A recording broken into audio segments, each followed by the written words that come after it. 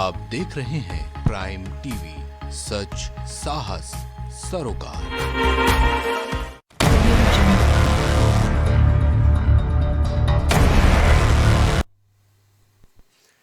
नमस्कार दोस्तों, स्वागत है आप सबों का प्राइम डिबेट में। मैं हूं संजय राजन। दोस्तों, देखा जाए तो आम सभा चुनाव के 5वें चरण तक देश की 428 सीटों पर मतदान संपन्न हो चुका है। जनता ने इन सीटों के प्रत्याशियों की किस्मत को ईवीएम में कैद कर दिया है। शायद चुनाव का ये पहला मौका है जहां हर चरण में मतदाताओं को लुभाने के लिए इतने सारे मुद्दे सियासी मंच पर सामने आए। मंगलसूत्र से लेकर सैम पेत्रोदा की विरासत टैक्स फार्मूला जैसे मुद्दे आए और गए, लेकिन कुछ मुद्दे ऐसे हैं जो आज भी शेष बचे 2 चरणों के मतदान के मंच पर तैर रहे हैं। उनमें से एक है युवाओं के बेरोजगारी का, कुछ हद तक महंगाई का और सबसे अहम आरक्षण को लेकर जारी इंडिया गठबंधन और एनडीए के बीच जारी सियासी जंग का। दोस्तों, आरक्षण को लेकर इंडिया गठबंधन का दावा है कि 400 पार का एनडीए का नारा संविधान को बदलकर आरक्षण को समाप्त करने के इरादे की ओर इशारा करता है, जबकि एनडीए कहती है कि इंडिया गठबंधन धार्मिक आधार पर आरक्षण लागू करते हुए एससी, एसटी और ओबीसी का आरक्षण काटकर मुसलमानों को देना चाहती है। इन सब से सीधा सीधा जुड़ाव उन युवाओं का है जो रोजी रोजगार को लेकर चिंतित नजर आते हैं। दोस्तों, दरअसल सियासी जंग की धुरी हमेशा युवा और महिला मतदाता ही रहते हैं। महिला यानी आधी आबादी और युवा जिसमें महिला पुरुष दोनों की संख्या मिलाकर किसी भी चुनाव को प्रभावित करने की ताकत होती है। दोस्तों, अब समझिए, देश में 40 साल से कम उम्र की आबादी की बात की जाए तो ये करीब 67% बैठता है। इसमें से भी 20 से 29 साल के युवाओं की बात की जाए तो ये पूरी आबादी के करीब 20% और अगर 18 साल से 29 साल के युवाओं की बात करें तो ये देश की आबादी का करीब 21% बैठता है। दोस्तों, एक तस्वीर और है जिसे समझने की कोशिश करनी होगी। वो ये है कि पिछले आम सभा चुनाव के परिणाम को देखा जाए तो 543 सांसदों वाले लोकसभा में 40 साल से कम उम्र के महज 70 सांसद ही लोकसभा पहुंचे, जबकि 40 उम्र से ज़्यादा उम्र के 473 सांसद लोकसभा पहुंचे। दोस्तों, पिछले चुनावों की बात की जाए, चाहे 2014 हो या 2019 की या इससे पहले की, इसमें कोई दो राय नहीं कि युवाओं ने मोदी मैजिक में जमकर बीजेपी का समर्थन किया। 2024 में भी ये कोशिश है कि बीजेपी की युवाओं का साथ हासिल हो सके, जबकि विपक्षी दल अग्निवीर जैसी भर्ती योजना को समाप्त कर सेना में अस्थायी नौकरी का मन से ऐलान कर युवाओं को लुभा रहे हैं। इसके अलावे राहुल गांधी अखिलेश रिक्त पड़े पदों पर भर्ती, अप्रेंटिसशिप के लिए 1 लाख रुपए युवाओं को देने, स्टार्टअप के लिए 5 करोड़ का फंड बनाने का वादा युवाओं से कर रहे हैं। सियासी जंग की दोनों ताकतें अपने अपने स्तर से युवाओं को डोरे डाल रहे हैं। चलिए, आज हम इसी मुद्दे पर चर्चा करेंगे कि आखिर युवाओं को किसका साथ मिलेगा और किसे नकारेगा युवा ब्रिगेड। लेकिन चर्चा पर चलने से पहले हम चाहेंगे कि अपने मेहमानों को अपने साथ जोड़ें और जाहिर सी बात है इसके बाद हम चर्चा पर चलने की कोशिश करेंगे। आज हर एक सियासी मंच से निश्चित तौर पर युवाओं को लेकर कई लोक लुभावन वादे किए जा रहे हैं।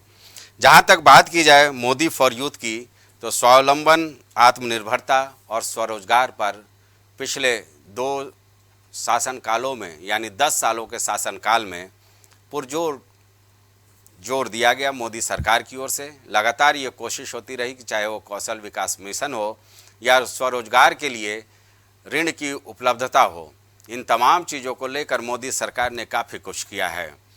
हालांकि अगर बात की जाए राहुल गांधी की, तो निश्चित तौर पर चाहे वो युवा न्याय की बात कर ली जाए जो घोषणा पत्र का हिस्सा है, या समाजवादी मंच से अखिलेश यादव के बयानों को सुना जाए, तो उसमें साफ तौर से ये भरोसा दिया जा रहा है कि केंद्र सरकार में जो 30 लाख रिक्त पड़े जो पद हैं उस पर तत्काल भर्ती की जाएगी। उसको लेकर के कांग्रेस की ओर से एक टाइमलाइन भी घोषित किया गया है।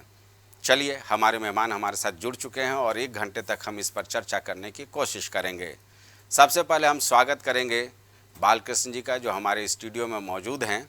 आप बीजेपी के प्रवक्ता हैं और बीजेपी का पक्ष रखेंगे। उसके बाद हम बात करेंगे प्रवक्ता कांग्रेस की, यामीन साहब हमारे साथ जुड़े हुए हैं, इनका भी हम बहुत बहुत स्वागत करेंगे। समाजवादी पार्टी, जो कि कहा जा सकता है कि भारतीय जनता पार्टी के विपक्ष की महत्वपूर्ण भूमिका में हैं, अशोक जी, आपका भी बहुत बहुत स्वागत है इस चर्चा में। रजनीकांत मिश्र जी हमारे साथ स्टूडियो में मौजूद हैं। आप राष्ट्रीय लोकदल के प्रवक्ता हैं और इनसे भी हम जानने की कोशिश करेंगे अपने मुद्दे पर कि क्या कुछ कहना है। और इस चर्चा को आगे बढ़ाने के लिए हम राजनीतिक विश्लेषक दिलीप यादव जी का भी बहुत बहुत स्वागत करते हैं, जो हमारे स्टूडियो में मौजूद हैं। सबसे पहले दिलीप जी, आज़ाद भारत से लेकर के अब तक जितने भी लोकतंत्र के चुनाव हुए हैं, युवाओं की भागीदारी को लेकर के लगातार ये कहा जा सकता है कि युवा जिस दिशा चल देता है, देश की दिशा और दशा भी उस रास्ते पर चल देती है। और संभवतः यही वजह है राजीव गांधी ने भी जो यूथ होने की उम्र सीमा थी उसको तय करके उसे कम किया था। लेकिन मौजूदा समय में हर मंच से जो लोक लुभावन वादे किए जा रहे हैं युवाओं को लेकर के, 22% मतदाता हैं यूथ पूरे देश की अगर बात कर ली जाए तो। अग्निवीर जैसी परीक्षा को समाप्त कर अस्थायी सेना में भर्ती का जो इंडिया गठबंधन का नारा है, या 30 लाख रोजगार देने की बात कही जा रही है, या अप्रेंटिसशिप के लिए 1 लाख रुपए देने का जो भरोसा दिया गया है, या स्टार्टअप फंड के लिए 5 करोड़ कांग्रेस के घोषणा पत्र का हिस्सा है। जबकि मोदी जी हर मंच से युवाओं का आह्वान करते हैं कि देश को बदलने के लिए, विकसित भारत की ओर ले जाने के लिए युवा की महत्वपूर्ण भूमिका है। क्या इस बार भी मोदी मैजिक चलेगा, या जो इंडिया गठबंधन का लोक लुभावन वादा है युवा उसको लेकर के कोई सकारात्मक सोच रखते हैं? क्या आपको लगता है 5 चरण के मतदान को लेकर के और शेष 2 चरण बचे हैं उसको लेकर?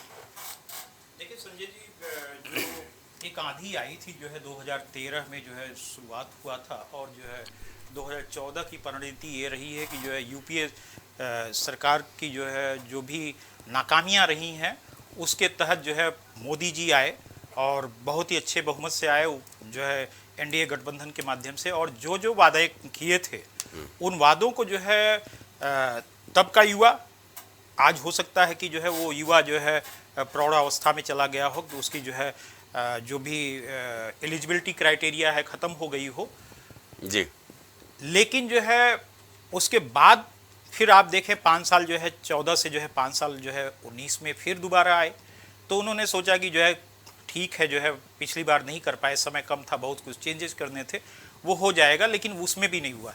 लेकिन जो है मोदी सरकार ने जो कौशल विकास मिशन के तहत जो है जो 2 करोड़ रोजगार की बात किया था, उसके तहत जो है उन्होंने मुद्रा के जरिए जो है कुछ लोन का भी जो है व्यवस्था किया।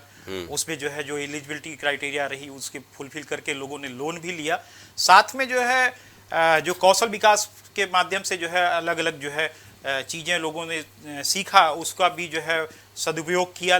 लेकिन जो है आज जो परिस्थिति बनी हुई है उसमें जो है युवा काफ़ी नाराज हैं।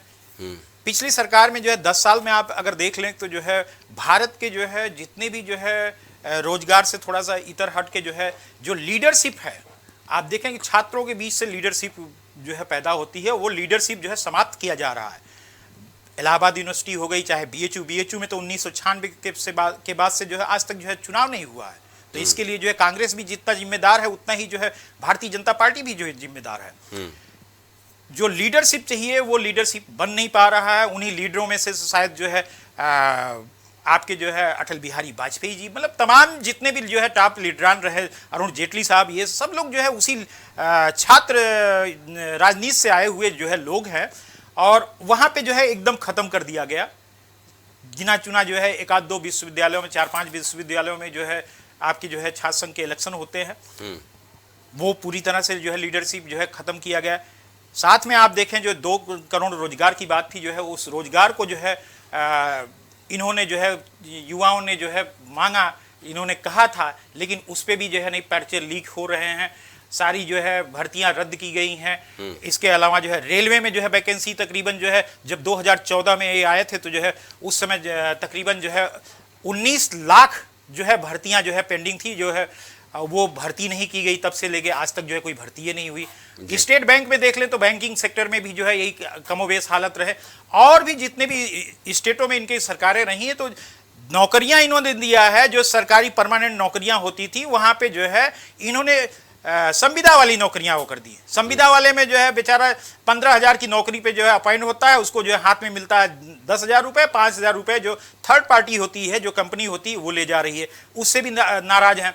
आप एक चीज और देख लें, अग्निवीर जो है 4 साल की नौकरी है, जी। सेना हमारे देश की जो है आंतरिक मामलों जो है देश को जो है सुरक्षित करने का जो है एक संसाधन है, जिससे जो है उसकी क्रेडिबिलिटी जो है बढ़ती है कि सेना अगर अच्छे है तो हमारे जो है जितने भी बॉर्डर लाइन है वो जो है या दैविक आपदा जो है जो भी जो है देश में होता है उसके लिए सेना जो है करती है। आप नए नए लोगों को जो है ला के 4 साल नौकरी देने के बाद आप निकाल देंगे, वहां का दुष्परिणाम ये होगा कि जो है वो ट्रेंड होंगे, हथियारों से ट्रेंड होंगे, जो है नई स्फूर्ति होगी और ब्लड अच्छा होगा, वो जो है अच्छी सोच के साथ जाएंगे। लेकिन जो है जो सोच मिलनी चाहिए थी वो वहीं पे ब्रेक हो जाएगी, कुछ नौकरियों में दूसरी जगह चले जाएंगे या उनको जो है पूरी तरह से वो मेंटली जो है डिस्ट्रॉय हो जाएंगे और वो जाके कहीं हथियार से जो है राबरी करना चालू कर देंगे या जो है हत्याओं में जो है या गैंग टाइप की जो है बना के जो है क्राइम को बढ़ावा देंगे। ये सब चीजें जो है नहीं होनी चाहिए थी। जो कांग्रेस और इंडिया गठबंधन जो है कह रही है 30 लाख भर्तियां 15 अगस्त इन्होंने जो है निर्धारित किया है। जो बीजेपी ने जो है वादा किया था उसका खामियाजा ये हुआ कि जो है सारे युवा जो है कन्वर्ट हो चुके हैं इंडिया अलायंस के लिए, क्योंकि वो जो है पढ़ रहे हैं, उनको मालूम है देश में जो है 10 सालों में जो है जो इन्होंने वादा किया था उस वादा पे जो है बेरोजगारी का मामला हो, शिक्षा का मामला, फीसें बढ़ गई हैं, बच्चे नहीं पढ़ पा रहे हैं, कोचिंग संस्थानों में जो है लड़के मारे जा रहे हैं, आत्महत्या कर रहे हैं। अभी आपको एक संस्थानिक हत्या हो गई जो है आपके जो है यहीं बगल में फैजाबाद में राम मनोहर लोहिया अवध विश्वविद्यालय में जो है एक विशुद्धानंद करके जो है कोई प्रोफेसर है, उनके अंडर में जो है एक लड़का जो है विनीत यादव करके जो है वो रिसर्च कर रहा था, उसका जो है थीसिस उन्होंने गड़बड़ कर दिया और इसके बाद जो है वो सुसाइड कर लिया। संस्थानिक जो है हत्याएं बहुत हो रही हैं।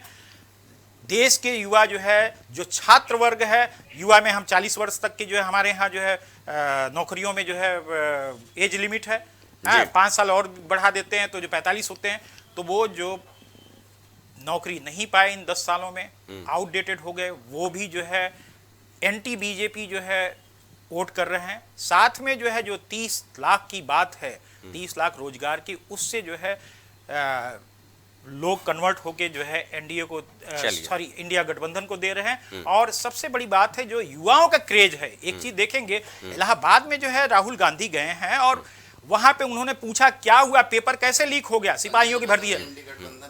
एक मिनट आप शांत रहें जो है बालकृष्ण जी, नहीं आप बोले ना, ठीक है, हाँ। आप बोले ना, तो वहां पे जो है जो लड़कों से इंटरेक्शन किया जो है वहां के जो है प्रतियोगी छात्रों के साथ जो है इंटरेक्शन किया राहुल गांधी ने, वो बहुत बड़ी बात है।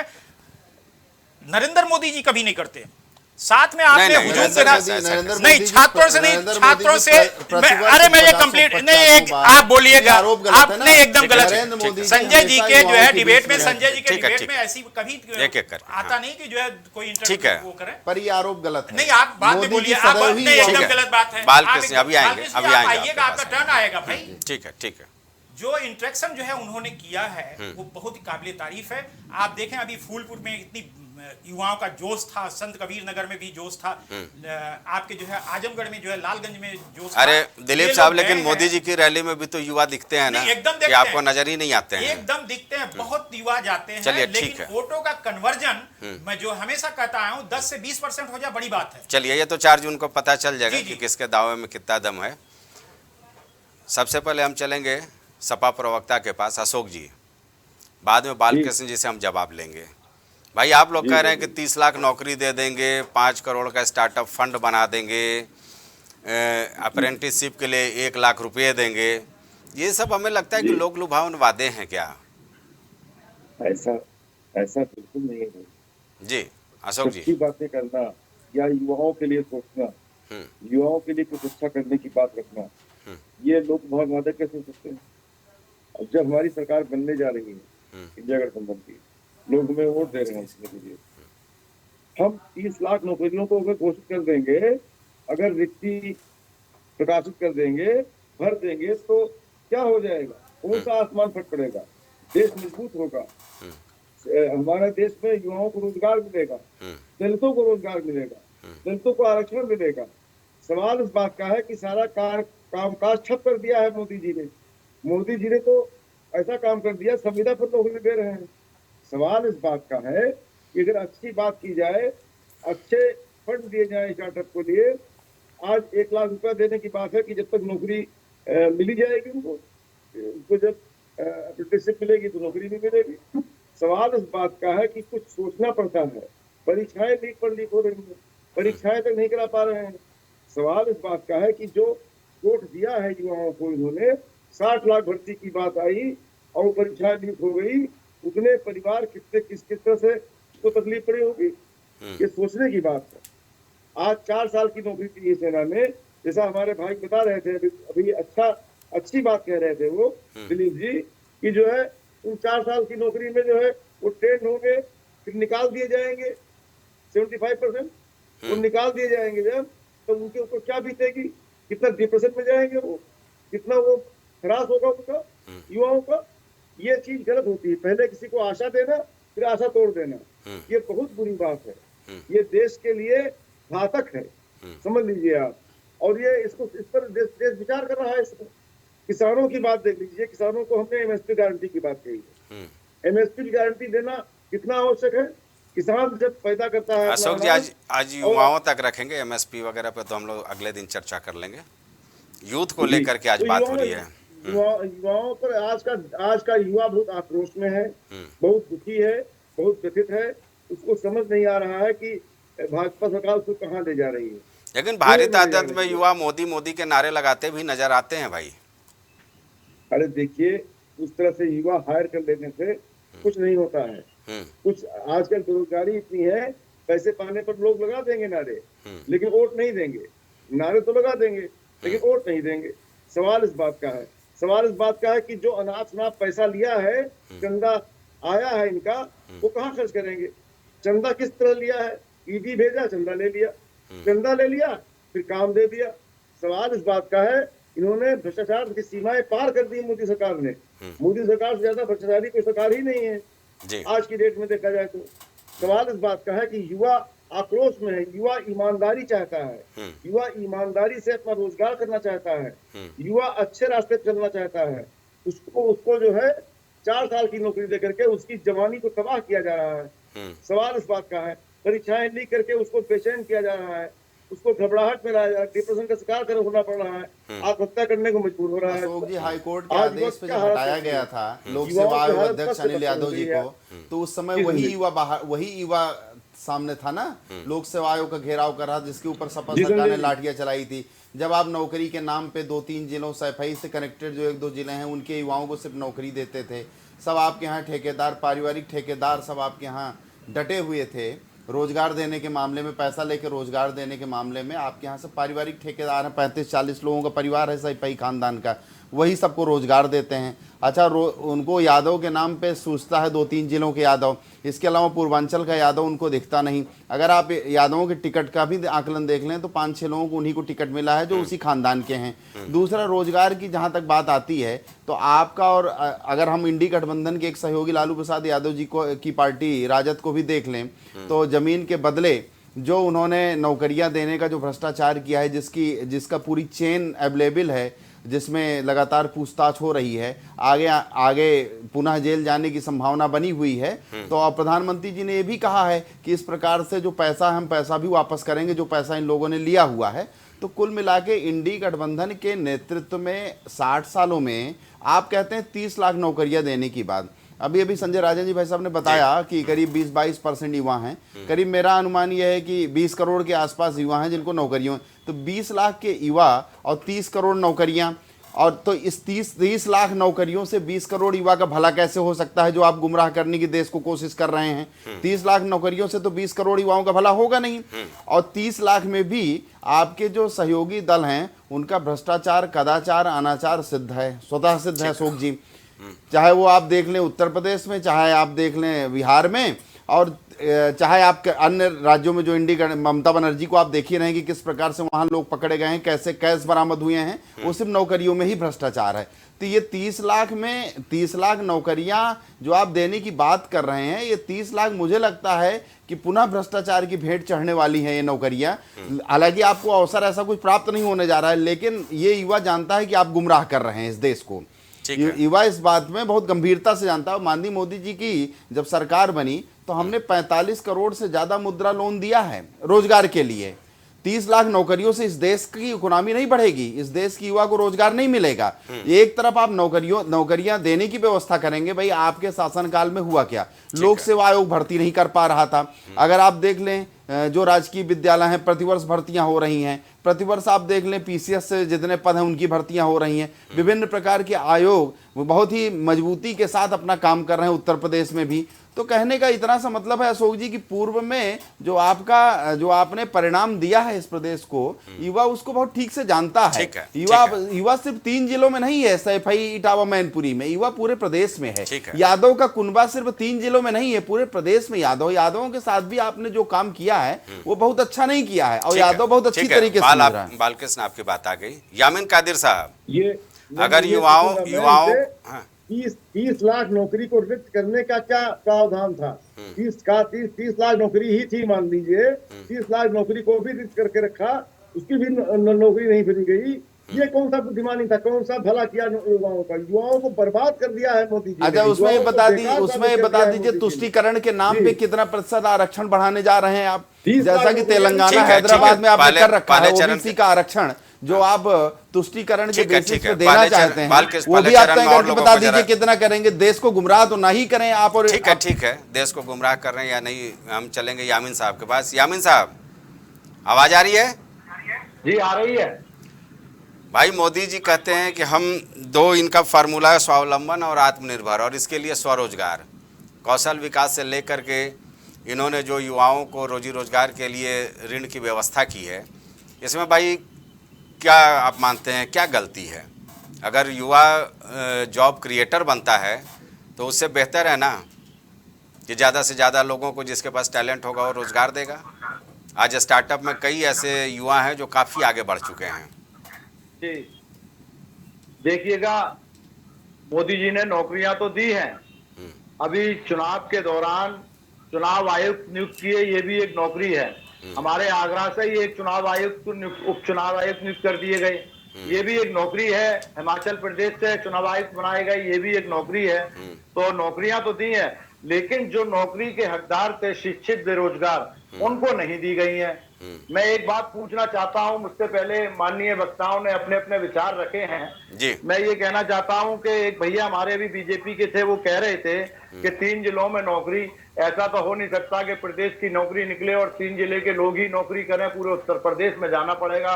मैं ये पूछना चाहता हूं, मध्य प्रदेश में भी लेखपाल भर्ती की जो है आपने की, और आप ही के लोगों ने उसमें भ्रष्टाचार का आरोप लगाया, और उसमें किस तरीके से जो है धांधलेबाजी हुई, अखबारों ने छापा, आपके नेताओं ने स्वीकारा, और वो भर्ती जो है आपको नहीं माननी पड़ी, क्योंकि वो सारी भर्तियां जो है आपके लोगों के द्वारा भ्रष्टाचार करके की गई थी। या मैं कह दें अगर कहीं भ्रष्टाचार होता है जहां भारतीय जनता पार्टी की सरकार है, यदि उसको जानकारी में आता है तो भारतीय जनता पार्टी की सरकार स्वयं ही उस भर्ती को कैंसिल करके पुनर्परीक्षा कराने की बात करती है। आप और आपके सहयोगी दलों ने जिस प्रकार से किया है, हाईकोर्ट के निर्देश पे आपको आयोग का अध्यक्ष हटाना पड़ा है, विभिन्न प्रकार के काम आपको करने पड़े हैं, तो आप लोग सहजता से नहीं मानते हैं। छात्र जाते हैं तो उन पर लाठीचार्ज चलाया जाता है, फिर आप थोड़ी देर बाद कह देते हैं आरक्षण की बात। आरक्षण के मुद्दे पे हम जवाब इसलिए नहीं देंगे। यामिन साहब, शायद ही कोई सरकार रही हो जब युवा रोजगार के लिए निकला हो और उसके ऊपर लाठीचार्ज ना हुआ हो। इन्होंने मुस्लिम आरक्षण तो बहुत ही ज्यादा 10 साल में लाठी चार्ज हो रहे हैं सरकार। आप ये भी तो देखिएगा कितनी नौकरियां इन्होंने युवाओं को दे दी, जो वादा करके आए थे करोड़ों की नौकरी का, 15 लाख खाते में डालने का, वो सब कहां चले गए? यामिन साहब जरा फ्रेम में बने रहिए, फ्रेम में बने रहिए। यामिन साहब आपका चेहरा कट रहा है जी। जी चलिए, रजनीकांत जी आपको भी चर्चा में शामिल कर लें। भाई युवाओं को लेकर के तमाम तरह की बातें होती हैं। आपके तो जो राष्ट्रीय अध्यक्ष हैं वो भी युवा ही हैं, जयंत जी, उनके भी कई मंचों से हमने युवाओं के बेहतरी की बात सुनी है। लेकिन एक सवाल तो खड़ा होता है ना, जो चाहे राजनीतिक विश्लेषक दिलीप जी ने खड़ी की हो या समाजवादी पार्टी या कांग्रेस ने, आखिर ये 30 लाख पद रिक्त क्यों हैं? देखिए, युवाओं के रोजगार पर जो बातें हो रही हैं, युवाओं को रोजगार तो जरूरी है, इससे तो कोई इग्नोर नहीं कर सकता कि युवाओं को रोजगार न मिले। और जहाँ तक मेरे नेता की बात है, मेरे नेता ने बहुत स्पष्ट तरीके से इस पर अपनी बातें रखी हैं, जो संज्ञान में हैं और सबके उसमें है। देखिए, मैं एक बात पूछना चाहता हूँ, जब चुनाव के समय ही क्यों याद आता है? अभी जब पिछले पुलिस भर्ती में उम्र घटा दिया था योगी जी ने, उसी को करके, तो किसने आंदोलन कर दिया कि उम्र बढ़ा लिया जाए जी पुलिस भर्ती की? एक्स राष्ट्रीय लोकदल के अमा किसी ने इस मांग को नहीं रखा। हमने विधानसभा घेरा, हमने लड़ाई लड़ी युवाओं के लिए, और मोदी योगी जी ने उसको दूसरे ही दिन लागू किया, 2.5 साल उम्र बढ़ाया। बिल्कुल ठीक है, तो मैं तो कहता हूं ना कि ये धोखा देने की बात नहीं।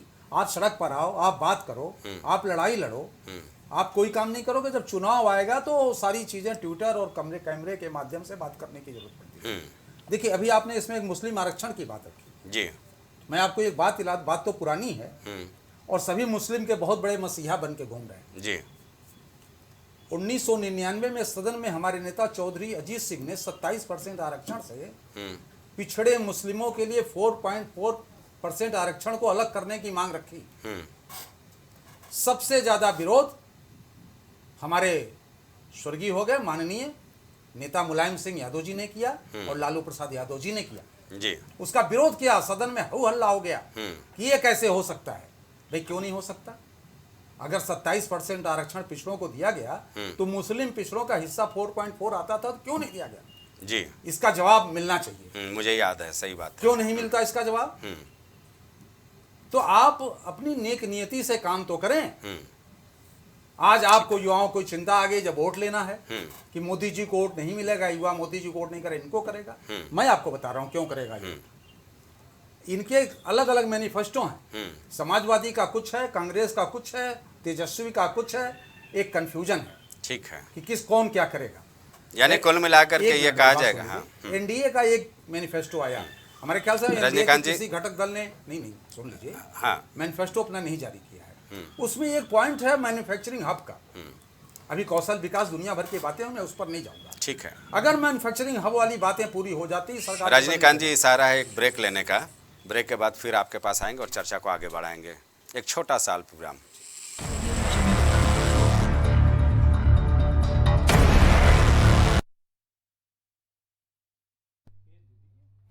गोयल सुपर स्पेशलिटी हॉस्पिटल आपके लिए लेकर आया है world class heart care facilities, जहां होता है हार्ट समेत सभी बीमारियों का बेहतर इलाज। संपर्क करें Ayodhya road, Chinhat, Lucknow. Cosmo laser dental clinic and dental implant centre, जो देता है आपको वर्ल्ड क्लास की बेहतरीन डेंटल सुविधाएं।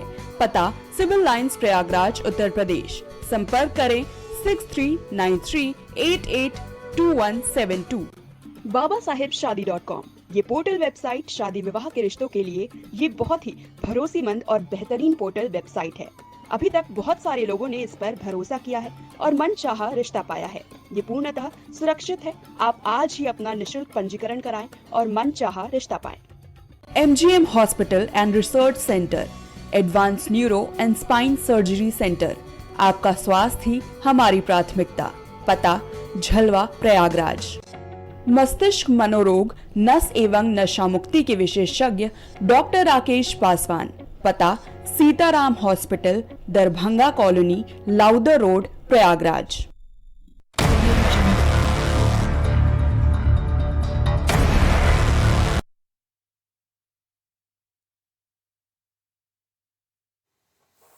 तो ब्रेक के बाद आपका एक बार फिर स्वागत है। रजनीकांत जी, हाँ, कंटिन्यू कीजिए आप जो बोल रहे थे। ये जो मैन्युफैक्चरिंग हब की बात है, और सरकार बनेगी और ये मैन्युफैक्चरिंग हब का सपना पूरा होगा, इसमें कोई ऐसा सेक्टर नहीं जिस युवा को रोजगार नहीं मिलेगा। चाहे IT सेक्टर हो, कंप्यूटर सेक्टर हो, किसी भी सेक्टर को, कॉमर्शियल हो, MBA हो, जो भी हो, ठीक है। एक बहुत बड़ा काम है जी, रोजगार देने का। और बाकी जो अभी मुद्रा लोन और ये कौशल विकास, मैं इसकी बातें नहीं, अभी भाजपा के प्रवक्ता मेरे साथी ने कहा, लेकिन रगी भाई देखिए, दिल साफ होना चाहिए, नियत साफ होना चाहिए। ये बातें चुनाव के समय नहीं याद आनी चाहिए कि आज युवा को रोजगार नहीं है। आपने कौन सी लड़ाई लड़ी युवा के रोजगार पर? आपने इस 10 साल में आपने क्या किया? जी, मैं तो विपक्ष में रह के मेरे कंधे से कंधा कोई समाजवादी पार्टी का, कोई कांग्रेस का नेता नहीं मिलाया। मैं अकेले लड़ा, चाहे वो किसान आंदोलन हो, चाहे युवाओं का आंदोलन हो, चाहे जंतर मंतर पर बैठी हुई लड़कियों का आंदोलन हो, बच्चियों का, खिलाड़ियों का, मैं लड़ा। लेकिन आप खाली टीवी पे बैठ के रोजगार नहीं दे सकते। मेरा आपसे निवेदन है कि भाई अगर नौजवान परेशान था तो आपको आना चाहिए था सड़क पे ना। ठीक है, आपको लड़ाई लड़नी चाहिए। बालकृष्ण जी, सवाल आपसे है, क्योंकि आप सत्तारूढ़ दल हैं और जाहिर सी बात है जो 5 चरण के मतदान संपन्न हुए हैं, जब युवाओं से बात की गई तो निश्चित तौर पर एक बेरोजगारी बड़ा मुद्दा बना। हालांकि निश्चित तौर पर जो प्राइवेट सेक्टर हैं उसमें युवा भारी तादाद में जा रहे हैं, लेकिन अगर मिडिल क्लास या लोअर मिडिल क्लास फैमिली की एक टेंडेंसी की बात की जाए तो वो ज़्यादातर सरकारी नौकरी को ही अस्थायी तो मानते हैं जी। तो उनको ये लगता है ना कि भाई चलिए, आपने ये तर्क तो रखा कि भाई 30 लाख युवाओं को रोजगार देने से ही देश के जो करोड़ों युवा हैं उनकी दिशा तय नहीं हो पाएगी, लेकिन बेहतर ये रहता है ना कि ये जो 30 लाख जो बैकलॉग है उसे तो भर ही दिया जाता है ना। अलग अलग राज्य भी ये कोशिश करें कि ज़्यादा से ज़्यादा युवाओं को रोजगार मिले। देखिए, ये 30 लाख का जो आंकड़ा है ये कांग्रेस का एक फर्जी आंकड़ा है। एग्जैक्ट आंकड़ा जो भी रिक्तियां हर वर्ष भरी जा रही हैं और जो खाली होंगी वो भारतीय जनता पार्टी की सरकार उसको भरने का काम करेगी। दूसरी बात, बेरोजगारी की बात, एक बात करूं, इस देश में अगर 45 करोड़ से ज़्यादा लोगों को मुद्रा लोन योजना के तहत 50,000 से लेकर 10 लाख तक का ऋण यदि दिया गया, विभिन्न 2-3 कैटेगरी बना के, तो आप ये समझिए बेरोजगारी है कहाँ। अगर दिया गया और 45 करोड़ एक बड़ा मतलब एक बड़ा अमाउंट है, बड़ा मतलब बड़े लोगों का जनसंख्या है। एक बात आते हैं आपके पास उनको अगर दिया गया जी आपके तो पास पहला सवाल है, पहला सवाल कि उसमें बेरोजगारी इस देश में है कहाँ। इंफ्रास्ट्रक्चरल डेवलपमेंट अगर गाँव में भी आप देखिए तो चाहे आप देखिए बढ़िया बढ़िया मकान बन रहे हैं, जो मकान हमको पहले लखनऊ में जैसे दिखाई, इसका मतलब देश की अर्थव्यवस्था बढ़ी, देश का युवा समृद्ध हुआ। अब बेरोजगार हुआ कौन है? बेरोजगार हुए एक तो कांग्रेस का शहजादा नंबर 1, जिसको पूरे देश ने क्या घोषित कर रखा है, युवाओं ने ही घोषित किया था। दूसरा सहपई के शहजादे। तीसरा बिहार में एक चारा घोटाले में सजा याफ्ता जो मुख्यमंत्री रहे उनके बेटे, एक वो। तो असल बेरोजगार ये 3 खानदान हुए। अब 3 खानदान अपनी बेरोजगारी को, देश की बेरोजगारी, देश की युवाओं की बेरोजगारी बता के देश के युवाओं को गुमराह करने का काम कर, जबकि इन तीनों खानदानों ने, अगर इनका मनरेगा भी आप देख लें तो इन्होंने इस देश के युवाओं से मजदूरी कराई है। इनका कौन सा विजन है? इनका रोजगार का कौन सा विजन है? स्किल डेवलपमेंट का इनका कौन सा विजन है? इनको कैसे स्टार्टअप का इनके पास कोई विजन नहीं है। तो ये विजनलेस लोग हैं। ये अपनी बेरोजगारी दूर करने के लिए ये 2-3 बात बड़ी गंभीरता से कहते हैं कि रोजगार चाहिए 30 लाख। अब 30 लाख नौकरी से 20 करोड़ युवा को रोजगार तो मिल नहीं जाएगा। उसके लिए हमको प्रशिक्षित करना होगा अपने युवाओं को, जो इन लोगों ने गुलामी की मानसिकता, नौकरियों में भ्रष्टाचार करके नौकरी देने की मानसिकता बना रखी है, जिससे इन लोगों का, परिवारों का रोजगार चलता है। उससे इस देश को, युवा को मुक्ति दिलानी होगी, तब हम जाके खड़े हो पाएंगे और ये देश खड़ा हो पाएगा, नहीं तो खड़ा नहीं हो पाएगा। पहले यामीन साहब के पास चलेंगे, फिर आपके पास आते हैं अशोक जी। यामीन साहब, आवाज आ रही है? संभवतः यामीन साहब से मेरा संपर्क नहीं हो पा रहा है। चलिए अशोक जी, भाई आप लोग युवाओं को गुमराह क्यों कर रहे हो? अरे भाई क्या बात, मोदी जी अगर स्वावलंबन की ओर ले जाना चाहते हैं, आत्मनिर्भरता की ओर ले जाना चाहते हैं, तो आप लोग गुमराह क्यों कर रहे हो? ये जो सही कह रहे हैं, बेरोजगार है। अमित शाह जी का लड़का ने कह दिया वो बहुत बड़ा क्रिकेटर था। 30 लाख रिक्तियां नहीं है। अच्छा अशोक जी 1 मिनट रुक जाइए, यामीन साहब जुड़ गए हैं, जरा उनसे जवाब ले लें, फिर आपके पास आते हैं। जी यामीन साहब बोल, कंटिन्यू। हाँ, मैं ये कह रहा हूँ, अमित शाह जी का लड़का वो बहुत बड़ा जो है क्रिकेटर है। देखिए, एक ओवर नहीं फेंक देखिए पाएगा। कांग्रेस का बहुसंख्यक विरोधी एजेंडा, ओबीसी के आरक्षण को खाने का एजेंडा, कांग्रेस प्रवक्ता को स्पष्ट रूप से जान लेना चाहिए। माननीय मोदी जी इस देश के अगले प्रधानमंत्री हैं। किसी भी दशा में ओबीसी युवा, दलित युवा, उनका जो आरक्षण है आप खा नहीं सकते हैं, आपको मिल नहीं पाएगा किसी भी दशा में। इसको आप ठीक से जान लीजिए। और आपके जो शहजादे हैं, आप जिनको अपना आदर्श मानते हैं, वो शहजादे भी बेरोजगार रहेंगे किसी भी कीमत पे। आपको रोजगार नहीं मिलने वाला है, कांग्रेस पार्टी के शहजादे को रोजगार नहीं प्राप्त होने वाला है। इसको यामीन कादिर जी समझ लीजिए। जो आपकी मंशा है आपके घोषणा पत्र में है, ये बहुसंख्यकवाद का विरोध करेंगे। देश को बेचने का काम किया है, आपने गुमराह करने का अरे काम किया है। चीन के साथ समझौता करने वाली कांग्रेस पार्टी के प्रवक्ता 1962 की लड़ाई में चीन के साथ युद्ध हार जाने वाली पार्टी के प्रवक्ता कम से कम इस बात को बोलने के पहले सोचना चाहिए, देश को गुलाम पर विदेशों की विचारधारा को देश में लागू कर भारत की संस्कृति को, भारत को गुलाम करने वाली पार्टी के प्रवक्ता, आपको ये देश बहुत ठीक से जानता है। अब आपको ये देश क्षमा नहीं करेगा, आपकी बेरोजगारी दूर नहीं होगी। स्वावलंबन की बात तो तब करोगे, आप भ्रष्टाचारी हो, भ्रष्टाचार में देश को डुबो दिया है आपने। ठीक है। मैं कह सकता हूं आपके दोनों, आपकी पार्टी के प्रमुख मां बेटे नेशनल हेराल्ड केस में बेल पर हैं, ध्यान रखिएगा। ऐसा न हो कि इस चुनाव के बाद क्या कहना चाहते हैं? मामा के घर जाना पड़े। ठीक है। अशोक जी कुछ कहना चाह रहे थे आप? जी सर।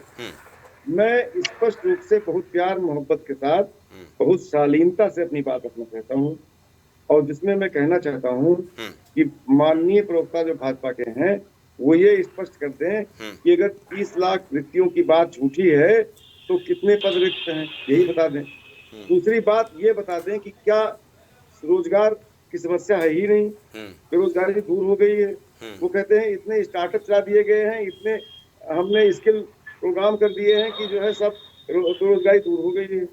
तो ये स्पष्ट कर दें वो कि बेरोजगारी क्या दूर हो गई है, 30 लाख पद रिक्त नहीं तो कितने पद रिक्त हैं, यही बता दें। या बिल्कुल पद रिक्त नहीं है, कोई पद रिक्त ही नहीं है, सारे पद भर दिए गए हैं, इसको स्पष्ट रूप से बता दें, ये मेरा निवेदन है। दूसरी बात, पूरे देश में अफरा तफरी मची हुई है इस समय। 60 लाख परीक्षार्थी अधर में अटक गए, उनका जो है पेपर लीक कर दिया गया, वो डिप्रेशन में आ गए हैं एक प्रकार से। पेपर लीक का जवाब मैं बालकृष्ण से ले लूंगा, क्योंकि ये घोषणा पत्रों में भी है इंडिया गठबंधन के। नौजवानों को 4 साल का रोजगार दिया गया है सेना में, इसका कौन सा व्यवस्था बनाई गई है कि 75% लोग वापस कर दिए जाएंगे? उनका क्या हाल होगा? बेहाल हो जाएंगे वो। इसका कौन जिम्मेदार होगा? वो ट्रेंड होकर के आएंगे, डिप्रेशन में जाएंगे, और कोई गलत काम करने लगे तो इसका कौन जिम्मेदार होगा? दूसरी बात कि जो है, जो किसान है, नौजवान किसान भी हैं, ऐसा नहीं किसान नौजवान नहीं, किसान में भी बहुत नौजवान है, उनका क्या होगा? उनको जो है एमएसपी गारंटी देने की हमने बात कही है, उनको लाठी डंडे खा खाए हैं आपके सरकार में। तो सवाल इस बात का, नौजवान बहुत इसमें है और नौजवान दिशा विहीन है। सारा नौजवान पकौड़ा तलेगा क्या? सारा नौजवान का पकौड़ा ही तलेगा? पकौड़ा तलना अच्छी बात है, जिनको अच्छा लगता है वो पकौड़ा भी तलते हैं। ठीक है अशोक जी, बात आ गई, बालकृष्ण से जरा जवाब ले लें, हाँ, फिर दिलीप जी के पास चलेंगे। बालकृष्ण जवाब दीजिए। पेपर लीक, ये आपका जो एक कुनबा है, 30 जो लाख की बात कही, पहले 30 लाख की बात आएंगे। 30 लाख क्या रोजगार रिक्त नहीं है क्या? देखिए मैं बता दूं, निरंतर उत्तर प्रदेश और भारत की सरकार निरंतर ही, जवाब ले लीजिए अशोक जी, जवाब ले लीजिए। सुन लीजिए, आप अराजक पार्टी के सभ्य प्रवक्ता हैं, इसलिए मेरी बात सुन लीजिए, मेरी बात सुनिए। अब आप देखिए भाई साहब, संजय जी, ये आपका डिबेट का स्तर है क्या? नहीं ठीक है, अराजक और राजक नहीं, ठीक है। मेरा इतना ही कहना है, संयमित भाषा। चलिए मैं कहता हूं कि दंगावादी पार्टी के सब प्रवक्ता, मान लीजिए आपकी ओर से दंगावादी पार्टी के सब संयमित भाषा, फिर से और ठीक कर देता हूं इसको। नहीं, मैंने माननीय कहा इसको भाई, नहीं, आप भी मेरे माननीय, मैंने भी आपको कहा। नहीं ठीक है, जवाब दीजिए। आप माननीय हैं, इन सब वास्तव में आपके प्रति ये समझ आया होगा, इन सब चीजों में ना उलझे। हाँ, मुद्दे पर आए। ये 30 लाख पहला सवाल करिए, मैं इनका जवाब देता हूँ। अशोक जी, मैं सवाल कर दे रहा हूँ। पहला सवाल उनका ये है कि 30 लाख रोजी रोजगार को लेकर के जो रिक्त पड़े हुए हैं, उसको लेकर के आपका क्या कहना है? ठीक है अशोक जी। हाँ, 30 लाख जो नौकरियां हैं, ये इनकी गढ़ी हुई, इनकी एक मनगढ़ंत कहानी है। निश्चित रूप से सरकार के विभिन्न प्रकार के संस्थान है, चाहे वो लोक सेवा आयोग हो, चाहे वो अन्य प्रकार के आयोग बने हुए हैं नौकरियों में, वो विभिन्न प्रकार के जिस प्रकार की चीजें आती हैं, विभागों से आती हैं, उनके आधार पे वो नियुक्तियां जारी करते हैं, नियुक्ति करने की उसके आवेदन की तारीख निर्गत करते हैं। एक बात। दूसरी बात, 30 लाख के इनकी जो नौकरियों की बात है, उस पे कोई दम नहीं है, ये सतत प्रक्रिया है जो निरंतर चलती रहती है। किस विभागवार कांग्रेस ने जारी किया है जी, कहाँ कितनी रिक्तियां हैं? नहीं, विभागवार उन्होंने जारी किया है, पर ये बात अभी आई है तो मुझे देखना चाहिए था, मैंने उसको देखा नहीं है, लेकिन अगर मैंने कांग्रेस का देखा होता तो मैं उसका खंडन कर सकता था। एक बात। दूसरी बात मैं ये कह दूं कि जो नौकरियां सदैव ही ये चलने वाली सतत प्रक्रिया है और ये चलती रहती है और इस रिक्तियां भरी जाती हैं, चाहे वो सपा का शासनकाल रहा हो, चाहे वो बसपा का रहा हो, चाहे वो कांग्रेस का रहा हो। भाजपा ने उसमें और पारदर्शिता बरतने का काम किया है। एक बात। दूसरी बात आई पेपर लीक का व्यवस्था। ये पेपर लीक की व्यवस्था ये 60 साल से और आपके जो शासनकाल में चल रही थी, ये पुरानी व्यवस्था है। इसमें अगर आपके, मैं पहले भी कह चुका हूं अशोक जी, कि आपके लोक सेवा आयोग के अध्यक्ष को हाईकोर्ट के डायरेक्शन पे हटाया जाता है, तो कुल मिला के आपके साथ जो जुड़े हुए तत्व हैं वो आज भी समाज में विद्यमान हैं। जैसे परीक्षा किसी विद्यालय में ही होती है, मान लीजिए विद्यालय कहीं आपकी विचारधारा का है, तो उसने सरकार को बदनाम करने के लिए पेपर लीक करा दिया वहां उस विद्यालय ने। लेकिन योगी जी ने बहुत स्पष्ट तौर पे कहा है, जो हमारी स्पेशल टास्क फोर्स है, इन पेपर लीक के जो अपराधी हैं इनको किसी कीमत पे नहीं छोड़ा जाएगा। और भारतीय जनता पार्टी ने अपने घोषणा पत्र में भी कहा है कि पेपर लीक पर बहुत ही सख्त कानून बनाएंगे। ये भारतीय जनता पार्टी के घोषणा पत्र में भी है। तो कुल मिला के ढुलमुल रवैया इंडी गठबंधन, उसके सहयोगी दलों का, कांग्रेस का रहा है, जिसमें इस देश में पेपर लीक होता रहा है और नियुक्तियों में पैसा चलता रहा है। ये सब आपकी व्यवस्थाओं में चलता रहा है। तो वो व्यवस्था लगभग ठीक है। जहां कहीं और भी कमी है उस पे कानून बना के सरकार सख्ती के साथ निपट के उसको काम करेगी, मजबूत करने का काम करेगी। किसी भी अपराधी को बख्शा नहीं जाएगा। ठीक है दिलीप जी। जी, सवाल ये होता है कि एक धड़ा कहता है कि 400 पार यानी संविधान संशोधन और आरक्षण व्यवस्था समाप्त। दूसरा धड़ा कहता है कि SC ST OBC का जो कोटा है उसको काट करके मुसलमानों को आरक्षण दिया जाएगा। भाई हमारे देश का लोकतांत्रिक व्यवस्था इतना कमज़ोर है क्या कि कोई भी चाहे तो संविधान बदल दे या कोई भी चाहे तो आरक्षण मन मुताबिक कर ले, या ये सिर्फ सियासी मंच का एक मुद्दा है जो युवाओं को लुभाने के लिए? मैं दोनों तरफ से चाहूँगा, इंडिया गठबंधन और NDA दोनों के जो दावे हो रहे हैं या जो भरोसा दिया जा रहा है। जी, पहले तो मैं आपसे रिक्वेस्ट करूंगा कि बालकृष्ण पांडे जी जो है बीच में बोलेंगे नहीं, आप बोलें, अभी आप अपने मुद्दे पे नहीं, आपका इतिहास रहा मेरे कई बार दिलीप जी ऐसा होता है कि कोई ऐसे आपत्तिजनक चीजें आ जाती हैं तो उसका तत्काल वो प्रतिकार करना बालकृष्ण जी की भी मजबूरी है, अशोक जी की भी मजबूरी है और यामीन कादिर साहब की भी मजबूरी है। बाद में लिख ले तो हमने भी बहुत सी ऐसी आपत्तियां थी। ठीक बोले। देखिए, एक बात है कि जो पहला नंबर की जो है कोई भी नौकरियां मिलती हैं युवाओं को, तो पर्टिकुलर जो है एक परिवार या एक जो है 2-3 जिले, जैसे इटावा हो गया, मैनपुरी हो गया, आपका फिरोजाबाद हो गया, इसमें पारदर्शिता नहीं होती कि वहीं के लोग पाएंगे। प्रतापगढ़ से आते बालकृष्ण जी, प्रतापगढ़ वाले भी पाते हैं, पूरे प्रदेश के लोग पाते हैं। लेकिन एक वक्त आया था जी जब उस बेल्ट को लेकर के बहुत सवाल खड़े हुए थे। जी, ये तो हम लोगों ने भी कवरेज की थी। हाँ। वो भारतीय जनता पार्टी, आपने भी कवरेज किया था, भारतीय जनता पार्टी के लोग ही जो है उस चीज को आरक्षण के मुद्दे, मैं आरक्षण वाले मुद्दे पे मैं बता दूं कि जो है वही भारतीय जनता पार्टी, वही गोदी मीडिया है जो 85 में 56 यादव लोक सेवा आयोग के, उत्तर प्रदेश लोक सेवा आयोग में SDM नियुक्त करते हैं।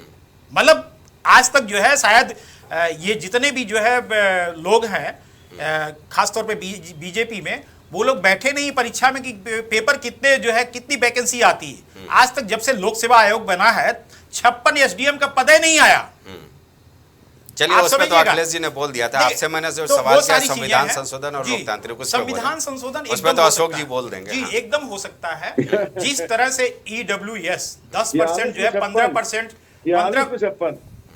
शांत रहेंगे, जिस तरह से जो है 15% जो है सवर्ण आरक्षण देने के लिए EWS जो है लागू किया गया, वो भी जो है इकोनॉमिकल बेस पे उसी तरीके से जो है संविधान का संशोधन हो सकता है। और जो आरक्षण की भावना थी वो सामाजिक और जो है शैक्षणिक आधार पर जो है रिजर्वेशन का प्रावधान किया गया था, जो BP मंडल साहब ने किया था। लेकिन चंद जो है राजनीतिक फायदा लेने वाले लोग, जैसे जो है भारतीय जनता पार्टी ने EWS लागू किया, उसमें और भी पार्टियां शामिल रही, उनका जो है सहयोग भी रहा। संभवतः कर्नाटक में भी ये जो व्यवस्था मुसलमानों को विशेष आरक्षण की HD देवगौड़ा साहब के समय में हुआ था, जो अभी भारतीय जनता पार्टी वही चीज में धर्म के आधार पे कोई भी जो है आरक्षण का प्रावधान नहीं है। लेकिन जिस हिसाब से जो है ईडब्ल्यूएस दिया गया ये भी संभव है। लेकिन एक चीज और मैं बता दूं, आरक्षण में बहुत लोग बोलते रहते हैं कि जो है मुसलमानों को दे देंगे, अल्पसंख्यक की बात होती है, अल्पसंख्यकों को जो है इतना रिजर्वेशन दिया जाएगा। सेना में जो है जो वहां से रिटायर होते हैं उनको दिया जाता है, या किसी जो है विकलांग लोगों को दिया जाता है। साथ में जो भी आरक्षण हुआ है, मैं बताऊं कि ब्राह्मण, गिरी, गोस्वामी ये लोग जो है ओबीसी में आते हैं, जो कि ब्राह्मण समाज से आते हैं। इसके अलावा मुसलमानों में जो है अंसारी, जुलाहा, तमाम ऐसे कुजड़ा ये सब हैं जो कि जो है मुसलमानों के आते हैं। तो धर्म के आधार पे कोई आरक्षण की व्यवस्था नहीं। मुलायम सिंह ने विरोध किया था, सही विरोध किया था, उस चीज को मैं पक्षकार हूं। एक चीज और मैं बता दूं, मोदी जी जैसे जो है गुजरात में थे, जनरल कैटेगरी से आते थे, उन्होंने अपने को ओबीसी बना लिया। ओबीसी बना के जो है बीजेपी ने प्रोजेक्ट कर दिया कि ओबीसी प्राइम मिनिस्टर दे रहे हैं, ओबीसी प्राइम मिनिस्टर दे रहे हैं। देखिए ये बयान इनका गलत है। आप हमारी बात करिए, एकदम मैं डिबेट छोड़ के हट जाऊंगा। ठीक, दिलीप आप हमारी बात करिए। आपके विषय में नहीं बोला। मोदी जी जनरल कैटेगरी में कहाँ आते हैं? मैं बोलूंगा। एक मिनट। हाँ, बालकृष्ण जी नोट कर लीजिए, अभी आप नोट करिए, बाद में बात करिए। ओबीसी से जो है उन्होंने अपने को ओबीसी बनाया।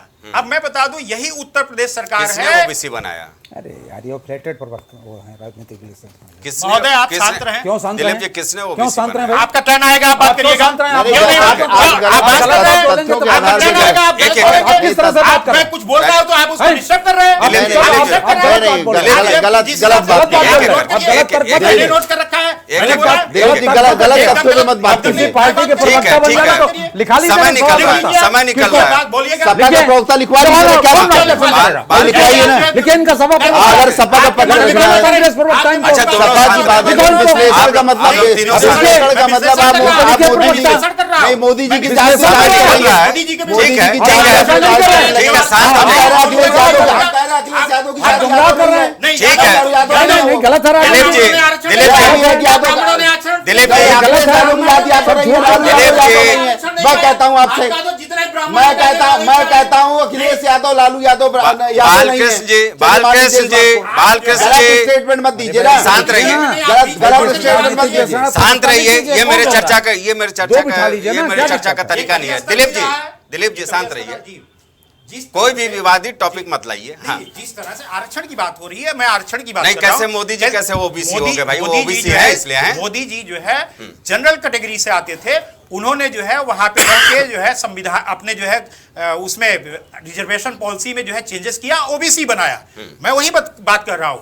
आप और दूसरी बात ओबीसी को लेकर के दिलीप जी आप लोगों ने इसको सदन में क्यों नहीं उठाया? आपके नेताओं ने रजनीकांत जी क्यों नहीं सदन चला लोकसभा? एक मिनट मेरी बात सुन लें, सब लोग शांत रहें। ओबीसी में जातियों के जोड़ने और घटाने का सिलसिला आजाद भारत से चल रहा है, ठीक है? एकदम सर सही चल रहा है। ये नहीं कहा जा सकता है कि मोदी जी उस समय सोच लिए होंगे कि वो देश के प्रधानमंत्री बनेंगे और इसलिए ओबीसी हो गए। देखिए, हो सकता है कि वहां का जो पिछड़ापन रहा हो उस जाति विशेष का, उसको लेकर के होगा। मीणा जनजाति जो उसको हटाया जा चुका है SC ST आरक्षण से। जी, मैं वही बात कर रहा हूँ कि जो है जो तो ये तो वक्त का तकाजा ना। ये नहीं कहा जा सकता है कि मोदी जी इसलिए ओबीसी हो गए। हाँ, मोदी जी विवादित बयान। मोदी जी जनरल कैटेगरी में थे, उन्होंने जो है अपने जो है संविधान में संशोधन करके वहां के स्टेट में उन्होंने ओबीसी बनाया। और रही बात 69,000 भर्तियों की मामला है, इसी उत्तर प्रदेश सरकार की जो है आरक्षण में जो है ओबीसी आरक्षण दिया नहीं गया, जबकि ईडब्ल्यूएस आरक्षण दिया गया।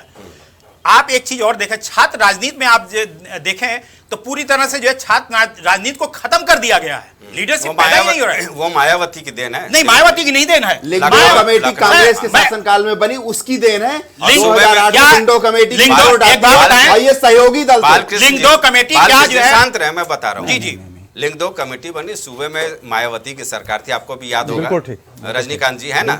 मायावती ने सबसे पहले यूनिवर्सिटी में चुनाव पर रोक लगाई। कौन सी यूनिवर्सिटी में? बीएसपी की बहुमत सरकार थी, लखनऊ यूनिवर्सिटी से लेकर तमाम जगह। State university sir, state university. हाँ, तो ये मायावती की देन। हाँ, ठीक। इसके बाद बहाल हुआ, मुलायम सिंह आए, बहाल हुआ।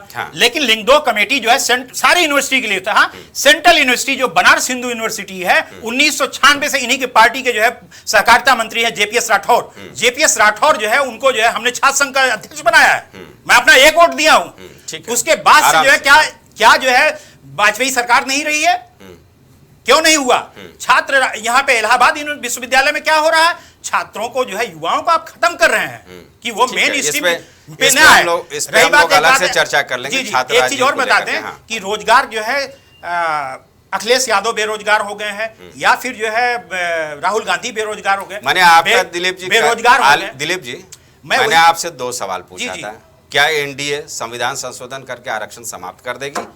क्या इंडिया गठबंधन ओबीसी एससी एसटी का आरक्षण समाप्त करके उसको मुसलमानों में कोटा बढ़ाएगा? ये सवाल का जवाब दीजिए, दोनों पक्ष का। जी, दोनों पक्ष का। निश्चित तौर पे अगर जो है 400 पार का जो इनका नारा है, फिलहाल आने वाला नहीं है। अगर ऐसा होता है तो कुछ भी किसी भी हद तक जो है एनडीए गठबंधन, भारतीय जनता पार्टी की सरकार और इंडिया गठबंधन, इंडिया गठबंधन जो आएगी जो है, जो बीजेपी का आरोप है उसको लेकर के भी बयान दीजिए। बीजेपी का जो आरोप है वो सरासर बेबुनियाद है।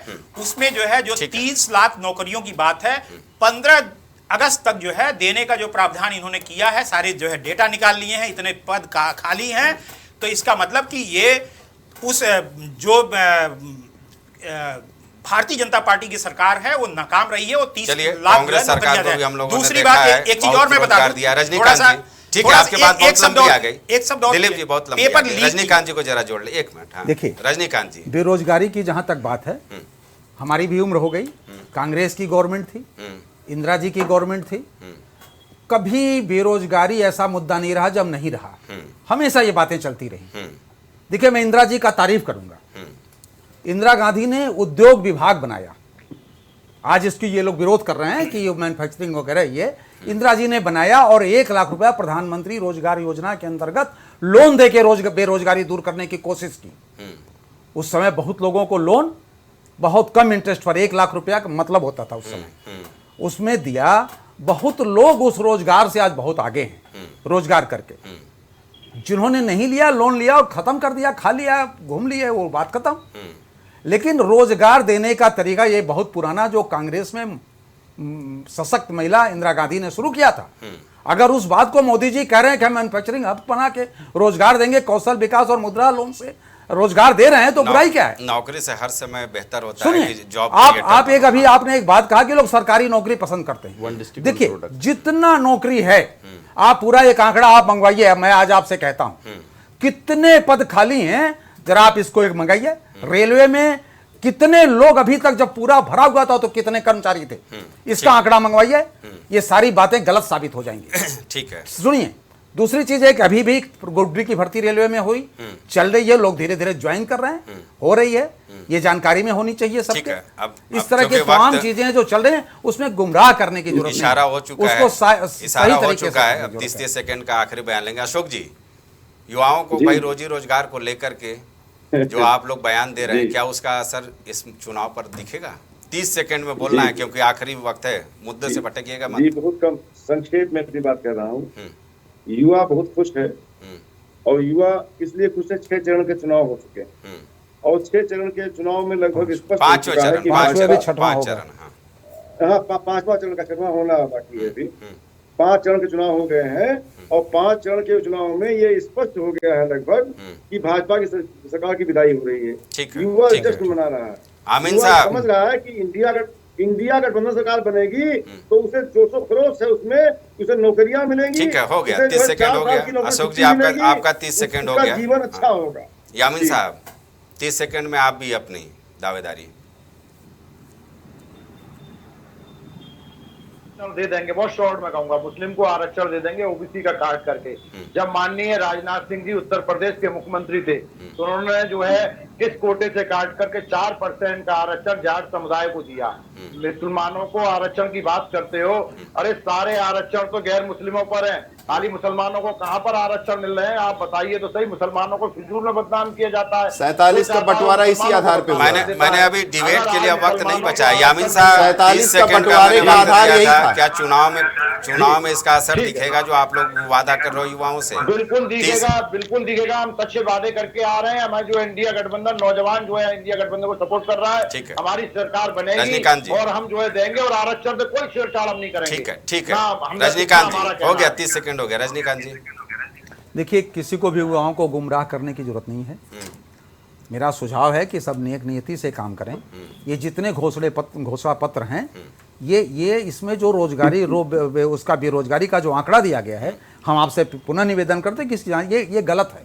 ठीक है, ये है नहीं, ऐसा नहीं कि बेरोजगारी चुनाव नहीं पर क्या असर पड़ेगा? हाँ, चुनाव पे इसका देखिए, युवा जो है एनडीए गठबंधन को वोट दे रहा है। ठीक है, के साथ बालकृष्ण, देखिए, ये इस देश का युवा और प्रदेश का युवा ठीक तरीके से जानता है कि उत्तर प्रदेश के 2 शहजादे बेरोजगार हैं, वो अपने रोजगार की तलाश में हैं, और उत्तर प्रदेश और भारत की जनता इनको पुनः रोजगार देने के पक्ष में नहीं है, क्योंकि उत्तर प्रदेश की जनता स्वयं रोजगार चाहती है। उत्तर प्रदेश का युवा, भारत का युवा स्वयं रोजगार चाहता है, मोदी जी के नेतृत्व में। ठीक है, वक्त यहीं तक इजाजत देता है। बहरहाल युवा किस ओर जाता है, ये तो देखने वाली बात होगी। फिलहाल इस चर्चा में शामिल होने के लिए अपने सारे मेहमानों का मैं बहुत बहुत शुक्रिया अदा करता हूँ। जाहिर सी बात है, इस बार करीब 1.85 करोड़ नए युवा मतदाता हैं, जिनसे जब बातचीत की जाती है तो वो निश्चित तौर पर रोजी रोजगार को लेकर के कुछ लोग मोदी की गारंटी पर भरोसा करते हैं, तो कुछ लोग इंडिया गठबंधन के वादों पर। देखने वाली बात होती है कि आखिर युवा किस ओर बढ़ता है, क्योंकि कहा जाता है जिस ओर युवा चलता है, देश की दिशा और दशा भी उसी ओर बढ़ती है। फिलहाल इस चर्चा में इतना ही, मुझे दीजिए इजाज़त, नमस्कार।